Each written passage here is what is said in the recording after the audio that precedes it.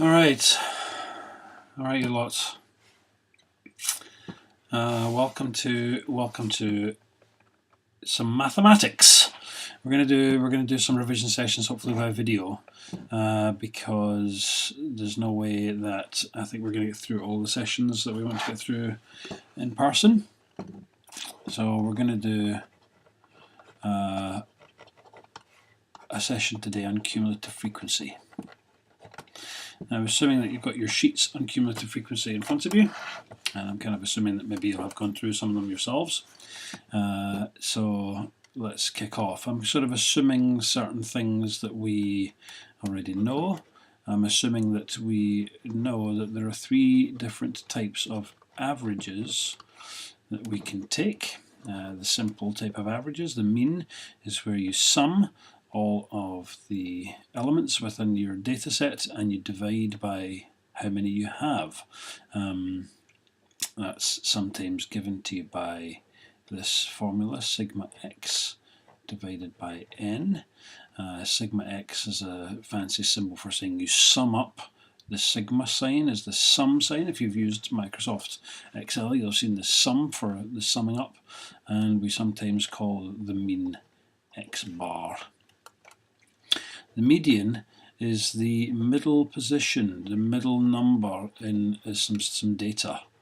And there's a little formula that it's useful to remember for that. If you have data which is given to you as a set of data, the median position, once you've got your data into order, the median position is going to be equal to the number of data points you have plus 1 divided by 2. What that means is if you have a set of data like this, 1, 2, 4, 6, 7, 9, 10, and 12. The donkey thing to do is to say to yourself, oh well, I will sort of scrub these off from side to side. So scrub off the 1, scrub off the 2 and the 10, scrub off the 4 and the 9, and you're left with two numbers in the middle, 6 and 7. And the median position is going to be in the middle of those two, so that's going to be 6.5. However, this formula tells you straight away if you have 1, 2, 3, 4, 5, 6, 7, 8 pieces of information, then the median position is going to be 8 plus 1 divided by 2, which is going to be 9 over 2, that's 4.5. That tells you that the median is going to be between the fourth and the fifth number. So instead of doing all this business about scoring off, which is fine if you've only got 8 pieces of information, but if you had 28, you can see how it's going to take you a long time to do that. It's much easier just to use this formula here and to say, oh, it's going to be between the fourth and the fifth number. So you just count 1, 2, 3, 4, and 5, and then the median is between the fourth and the fifth. All right. The mode is given to you as the most common number. So sometimes you are interested in the mode. Sometimes you'll be asked, what's the mode of some data? Sometimes we're not given data though, which is like this. Often we're given data which is grouped. So it's grouped together into what are called classes, and this is much more common. And that's what we're going to be involved with when we're looking at cumulative frequency, where somebody's done some information, they've gathered some information, and instead of just giving you a raw set of numbers, in the first example we're going to look at, somebody's looked at 200 cars, and instead of listing all the times that these 200 cars were in a car park, they've grouped them into classes. And one class will be more common than all the others, and that's called the modal class. It's not called a mode, it's called the modal class, because you don't know exactly what the most common time was. You just know what boundaries it lies between, and we'll look at that in a minute. All right, you can also have a look at what's called the lower quartile and the upper quartile of some information. And the lower quartile, very simply, is the lowest quarter of the information.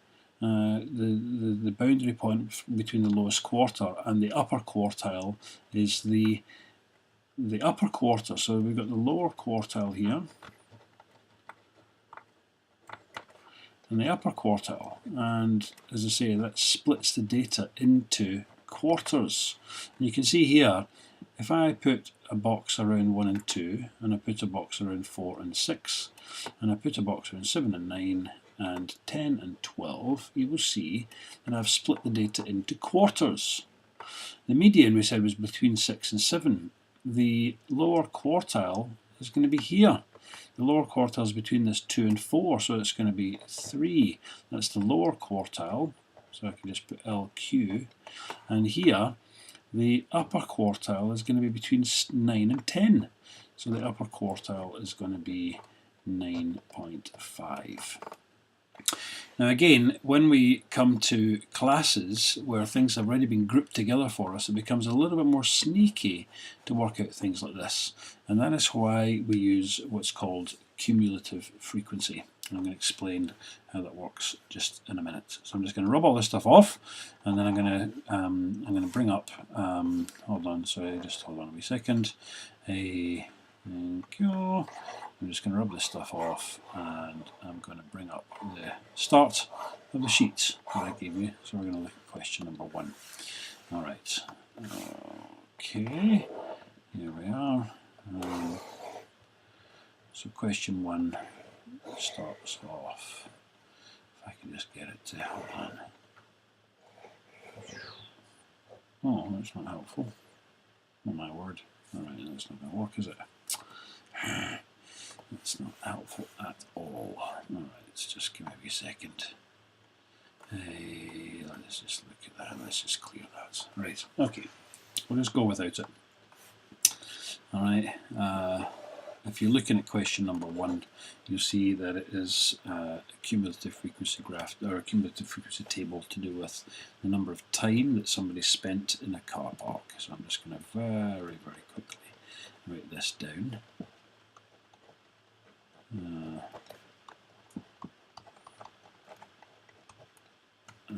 I'm just doing this quickly, so I hope I don't make a mistake, because with cumulative frequency you're going to see that the devil is in the detail, and if you don't get the detail right, you are stuffed. So we need to pay close attention to the detail. Oh, there's interesting. So between 90, so everything's going up in 15s, but between 90 and 120, there's a jump. Now that's obviously because when he was collecting information together, he thought to himself, well, there's no point in splitting it into 15s, because there's maybe so few cars that actually fell into that category. So we're going to have a number of cars. He collected, there were no cars between 0 and 15, then 23, then 35, then 41, 63, 21, 10, and 7. Now, the first question says complete the table, and it has something here which says cumulative frequency. Now I'm going to draw it over here a little bit, because actually I don't like the way the question is set out, because to be honest, technically you should have a different table for cumulative frequency, because cumulative frequency is an accumulation which is joining things together. And here's how we do it. We say all the cars that stayed between 0 and 15 minutes, there were none of them. How many cars stayed between 0, now look at the difference, 0 and 30? Well, that must be all the cars that stayed between 0 and 15 plus the cars that stayed between 0 and between 15 and 30, so it's 23 altogether. How many cars stayed between 0 and 45? Well, that's all these cars plus these. So add that together, that gives you 58. Then how many cars stayed between 0 and 60? Well, it's all these. It was 58 plus another 41, that's 99. How many cars stayed between 0 and 75? Well, that's all of these plus another 63, that gives you 162. How many cars stayed between 0 and 90? All of these plus another 21. You see how we're going. Now notice here the change because now we're at 120, not 105. We've jumped a whole 30 there, and there's 10 more cars, and then all the cars, there were no cars that stayed longer than 135 minutes. So all the cars stayed between 0 and 135 minutes. That is an accumulation of all these frequencies put together. Right? So all the cars stayed for less than or equal to 135 minutes. There were 200 cars all together. So that's the first part of the question done. And now I need to go on and draw the cumulative frequency diagram. So here we go. Alright. So we're going to lose that there, and we're just going to bring up this. Now, you see here there's 200 cars at the top, so that's good. And we've got 135 minutes down the bottom, that's fine. Alright. So the first thing to know about drawing, one of the things to know about drawing cumulative frequency diagrams is that you see in the previous stage we had between 0 and 15, 0 and 30, 0 and 45, 0 and 60. You're going to plot these cumulative frequencies. Excuse me, I've got a bit of a cold today. At the end points of these. So at 15, we're going to plot 0. At 30, we're going to plot 23, 45, 58, and so on. And what some people do is they think they're drawn like a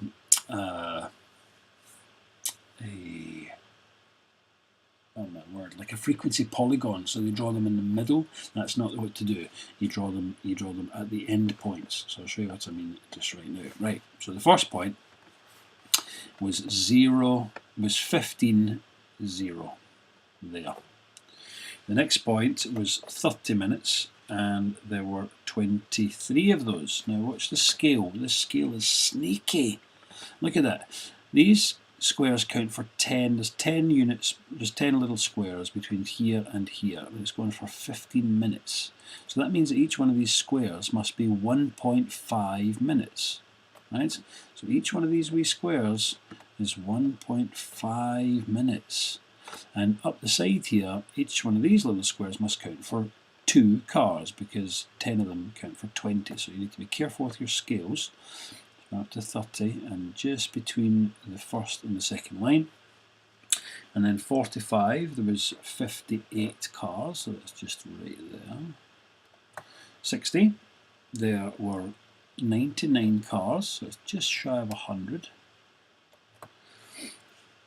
75, there were 162 cars, so that's up here.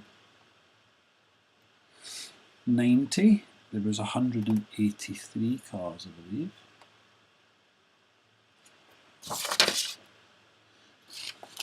Now, watch the jump, because we go from 90, we're not going to 105, we're going to 120, because the next one said between 0 and 120, there was 193 cars. Now, 193 cars, halfway there is going to be 190, 192, 193 is between that square and that square, and then 135 there's 200 cars. Now you see this shape, right? This is a very characteristic shape in cumulative frequency, and it's a good idea not to draw. You're expected not to draw straight lines. You're expected to draw as much as you can a curve. It's a bit sneaky on my computer thing, so you have to excuse me a wee bit if I was doing it on paper. I would draw. That's really, really bad. That's the worst cumulative frequency diagram I've ever seen in my life. So that's there we are. Okay. Right. Now the nice thing about cumulative frequency graphs is it allows you to do a whole bunch of things. It allows you to do a whole bunch of things, but you've got to be careful with your detail. Alright? Now, see, look here. This is 200 cars. Now, when we've got cars together in classes, we do not use this formula n plus 1 divided by 2 for the median. We just say the number of cars was 200, so the median is going to be 100 cars. So that would be the median there. And we would be looking for the median time. The upper quartile is between 100 and 200. That would be split into quarters. That would be 150. So if I just mark there 150, that will give me my upper quartile, and my lower quartile here is 50. Now, there's a mention made here of an interquartile range. Now, an interquartile range is very simple. Now, if you have data, you'll be aware of the fact that some data, at the beginning or the end of a data set can stretch away. So you see how here, for example, you can see these last 20 cars were stretching between 90 and 135 minutes. Very, very unusual compared to how everyone else was. Right? These guys were obviously, on some business trip or something. They were staying there for ages and ages. Right? So the idea of an interquartile range is just the same as the range. The range, you just take the highest and lowest value and you take one away from the other.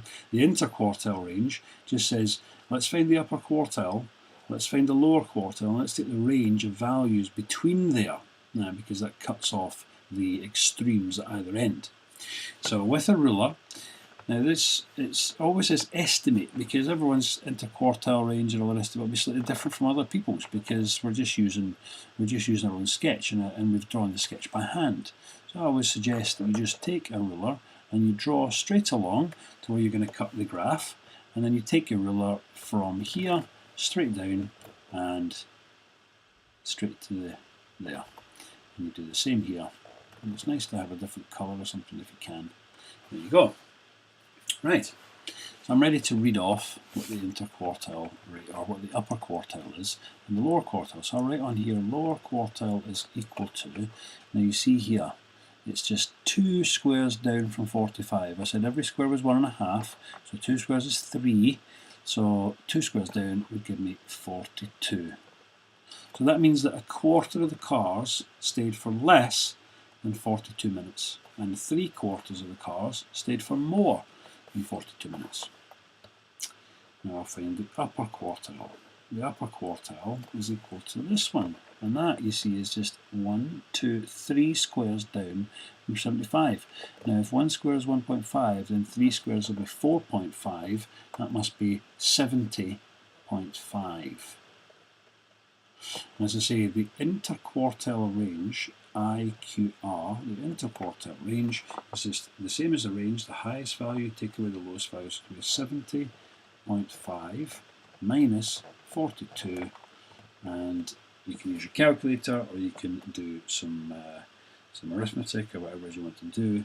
That's going to give you 70, take away 40, that gives you 30, 30.5, take away another 2, 28.5 minutes.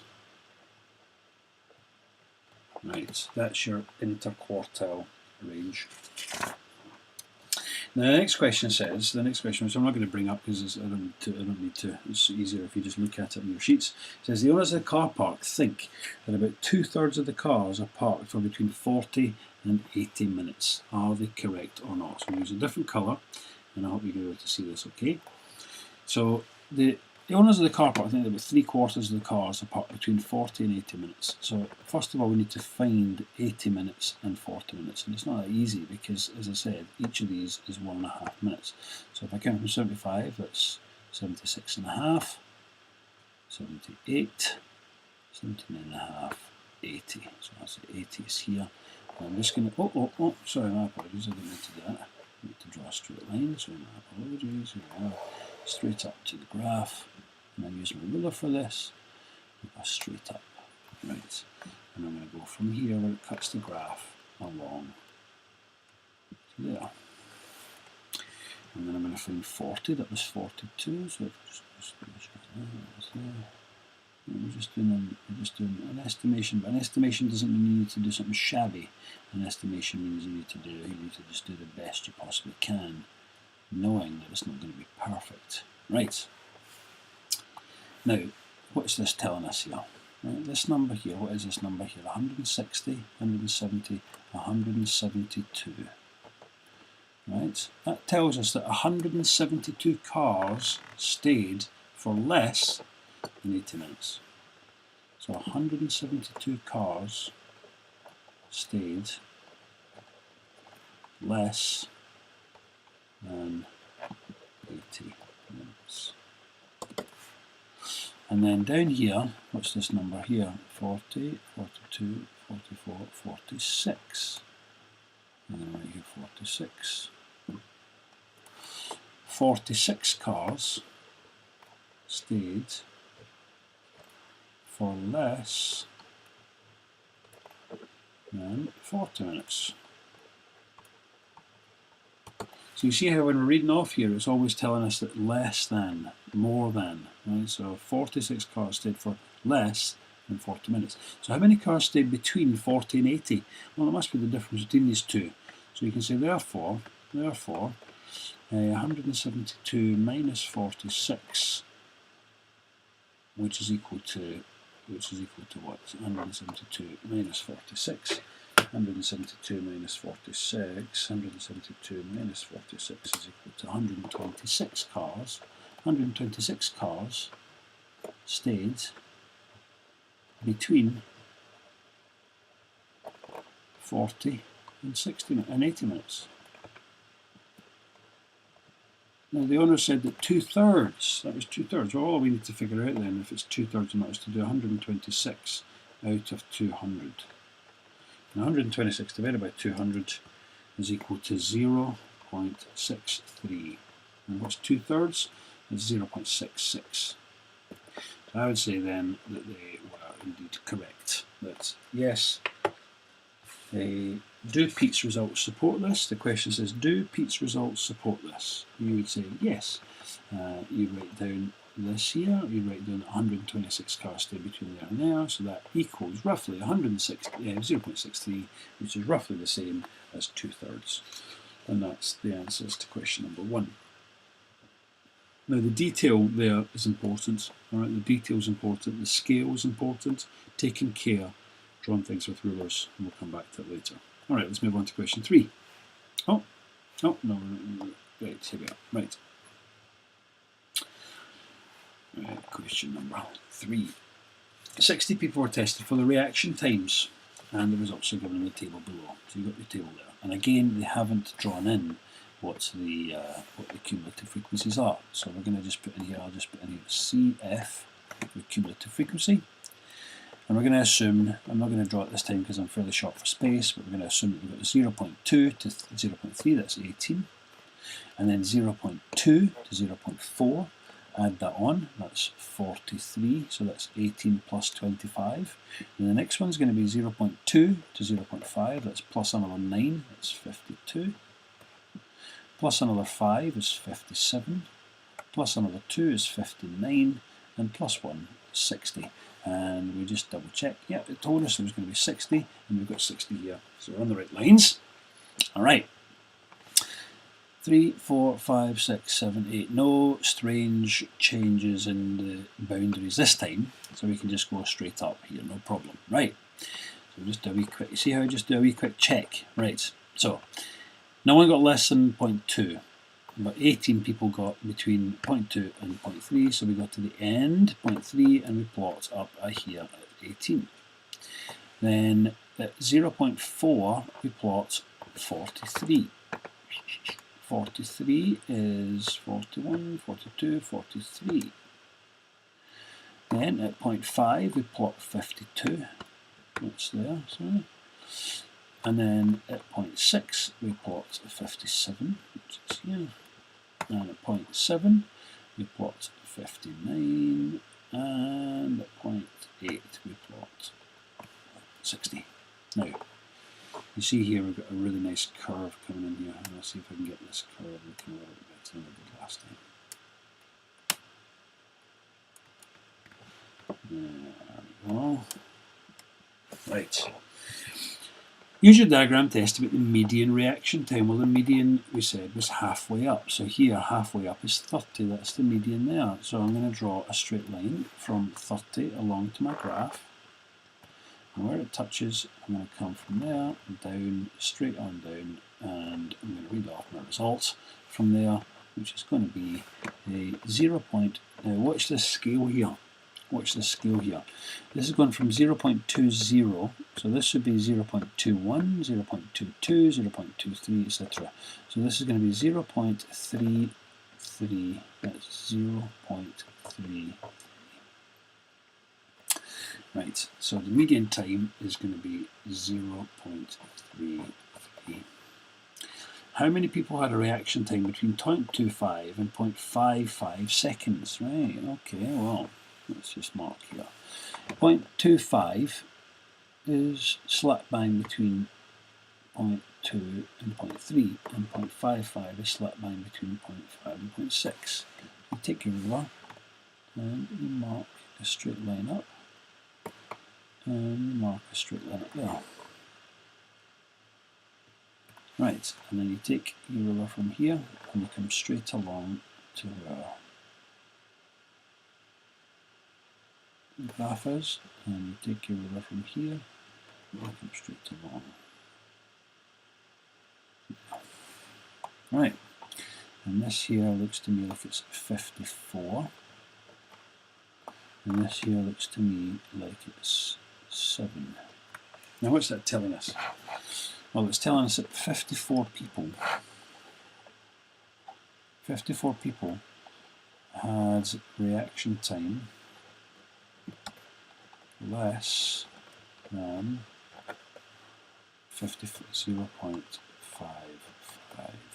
seconds, and 7 people had reaction time less than 0.25 seconds. So how many people had reaction time between 0.25 and 0.55? Well, it must be the difference between that. So it's going to be 54 minus 7, which is going to equal 54 take away 7 is going to be 47 people. And that is your answer to question number 2. Let's move on to question 3. Alright. We should be in the hang of things by now, eh? Right, okay. Length of nails. This is also interesting. Nails, reaction times. Oh my word, these folk are researching the most interesting things. Right, okay, we're going to add 2 plus 4, plus another 10, plus another 24, plus another 32, plus another 17, plus another 7, and plus another 4 gives you 100. Lengths of nails, blah blah. It doesn't tell you there's 100, but we're going to say it is. Right. I wonder what we're going to have to do. Or we're going to have to draw a cumulative frequency diagram, and then we're going to estimate the median length of the nails, and then we're going to estimate the interquartile range. All right. Okay, doke. Let's move on. Now, this scale is absolutely horrendous. Right? 0.98, 1.00. What? 10 spaces in between. So that's 0.02. Right? You can see here it goes from 1 to 1.02. 0.02. Oh my. Now so the easiest thing to do here is to think of this like 100 and 102. So this would be 101. So it would be 1.01, for example. And then each of these will be split into fifths of that. So a fifth of that. So it would be 1.002, 1.004, 1.006, 1.008, 1.01. And then 1.100. So it's like 101, and then 101.2, 101.4, 0.6, 0.8, and 102, if that's easier for you to think of. All right? So let's just mark in what these things were. So at 1.00 there was 2, I believe, and then at 1.0, sorry, yeah, at 1.02 there was 6. 2, 4, 6. See how just a bit of care. 1.04 there was 16, which is just 2 shy of 20, 2 square shy, because each square stands for 2. And then 1.06 is a big jump up to 40. 1.08 there's a jump to 72, that's 60. 70 is halfway, another 1 is 72. And then 1.10 was 89, 80, 90, so just shy of 90 is just there. 1.12, 96. And 1.14 is 100. Alright, now join them together. Nice curved lines. It's interesting that there's the next question, which I'm not going to do just now. In that one, they draw one cumulative frequency diagram for you, and they don't use a curved line, which is curious, but anyway, c'est la vie. Right, okay, now we're asked to work out the median and the interquartile range, so I'm just going to say to you, right, halfway between 100, 0 and 100 is 50, a quarter of the way is 25, now that's 30 there, halfway between is 25, and then halfway between 50 and 100 is 75, so there's 70, 75, alright. And we're going to draw a line straight across from here, right across to the graph, don't go too far, from 50 across, and from 25 across. And then I take my line from where it cuts my graph down. And you see how your graph might be different from mine. You might draw your curves slightly differently. That's not a problem, that's why I always says estimate. And as long as you've drawn in carefully these crossing points, there's no problem. This here is going to be the lower quartile, this is our median, and this is our upper quartile. So the lower quartile, the upper quartile, and the median. Now, let's watch these scales. That is right between 104 and 106, so it's going to be 105, 1.05. This one is, look, it's just 3 along, so it's going to be 1.062, 1.064, 1.066, like 106.6 if you think about it, 106, 1066, and this one is 2 more than 1.08, so it's going to be 108.2, 108.4, 1.084. So the median, these are estimates, remember, is going to be 1.066 centimetres. The interquartile range is going to be the upper quartile minus the lower quartile. And that's easy, it's going to be 0.034 centimetres. There you go. Simples. Alright, hope you enjoyed that. I'm going to stop there, and I'm going to, there are 3 more questions in the exercise that I gave you. So I'm hoping that this has given you some help, and you can go on and try the other 3 examples by yourself. Alright? Have fun.